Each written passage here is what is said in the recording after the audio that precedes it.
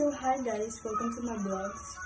Today, our topic is all about trash and water irrigation.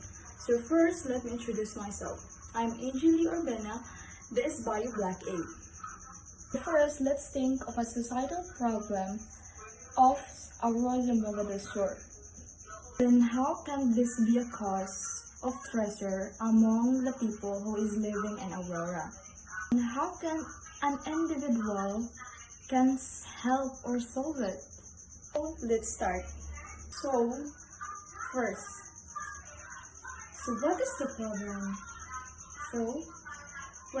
There was a time na naglalakad ako sa sentro ng Aurora, and then I noticed something. There's a lot of trash na tinatapon lang kung kahit saan. Like, kung kahit saan kali ako naglalakad, I saw so many trash na hindi tinatapon sa doon dapat itatapon sa tamang basurahan. But then, yes, I noticed something. May basurahan naman, but there's still a lot of trash beneath it. It's not been segregated well. So hi guys. So the societal problem is trash and water irrigation. So first is the improper disposal of solid waste. So ito yung mga basura kung kahit tinatapon kung saan-saan. Like, hindi ito na tinatapon sa tamang disposal, or even na tinapon mo lang sa basura, hindi rin na-segregate ng tama. Then, ito din yung mga basura na like, natapon ito sa kanal. Like, ito yung nagdudulot ng paghina ng overflow sa tubig. Like, nag-block. Minsan kasi guys, ito kasi yung nagdudulot ng sa atin ng baha, yung mga basura. Ang dahilan nito, like, tinatawag dito sa amin na maybe ito yung dahilan ng paglunok.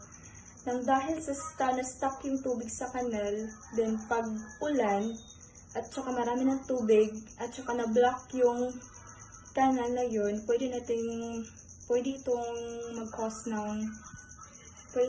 ng lunok. We have water quality degradation. Ito kasi yung basura na nagdadala ng kapahamakan sa source natin sa tubig. Like possible bacteria or pollutants.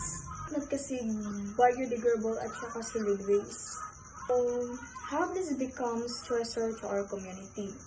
So, marami naman siguro sa atin nakikita sa lahat or kung saan sa barangay na marami talagang basura. Hindi talaga natin malikayan yun na maraming basura ang na-stuck doon sa kanal.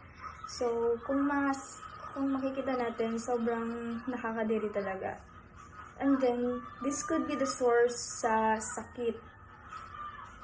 Because like I said kasi, pag ang basura nagdadala na sa atin ng kapahamakan, especially sa tubig, hindi na kasi tao ang naapektuhan, kundi rin yung mga hayop na nakatira sa tubig, lalo na kapag dala na ito sa flow sa kanal at takutan na ito kung saan ba na lugar o kaya doon pa sa dagat. Like, nakakasira talaga ang basura sa kalikasan. Hindi lang sa ating tao, kundi pati na rin sa ating mga hayop or kung saang lugar na maraming naapektuhan ito. Pag kasi yung tubig, medyo natagalan na stuck, pwede itong maging breeding or itloganan ng mga insect gaya ng mosquito na nagdadala ng maraming sakit, especially yung malaria. So let's solve it by have a community clean up or participate in cleaning service so that you can encourage people or have a public site about how do we solve our trash and how to protect our community by always cleaning and have our safety measure about those trashes and safety for our places so that we are away from danger or away from illnesses. Let's give awareness and encourage people to not throw away trash everywhere, and let's do the basura mo, ibulsa mo. and throw your trash to the right trash bin, and encourage the barangay to have clean and green cleaning house to house so that we can have a clean and safety community. Thank you for listening, everyone.